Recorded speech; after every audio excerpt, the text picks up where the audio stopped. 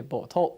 3年前800风采过退之后，屏东县政府日步推动蓄水种田政策，你也渐渐看到成果了。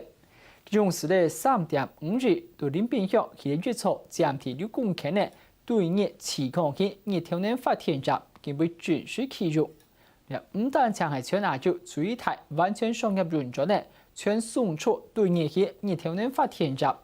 無論大漲嘅最高嘅發電量係咪高達18000度，比普通固定氣實際熱調能板高了25%到30%，快從國內再生能源嘅立場比。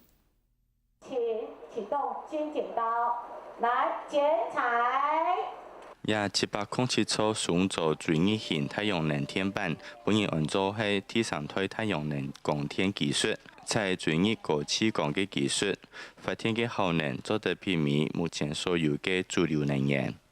我們曉得所有的能源，主要的能源，不管火力、水力或是核能，機器的效率要超過30%，才能夠是當作主流的技術。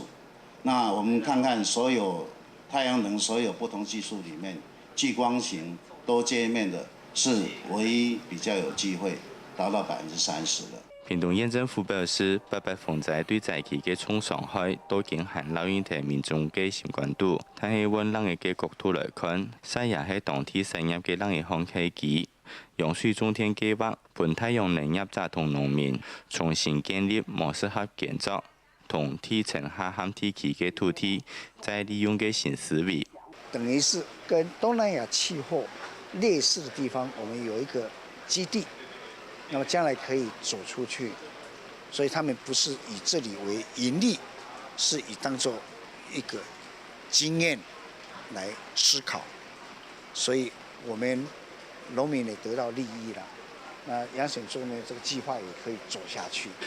業者表示，林邊鄉嘅測試日則總測達到2200點鐘以上，未來每整日最大嘅發電量也將會達到1.6萬度到1.8萬度。透過要做全亞洲最大型嘅全送做最熱型太陽能電站實際運轉嘅經驗，業者也希望企穩台灣嘅綠能產業，作為未來本土綠能產業進軍國際能源市場嘅新方略。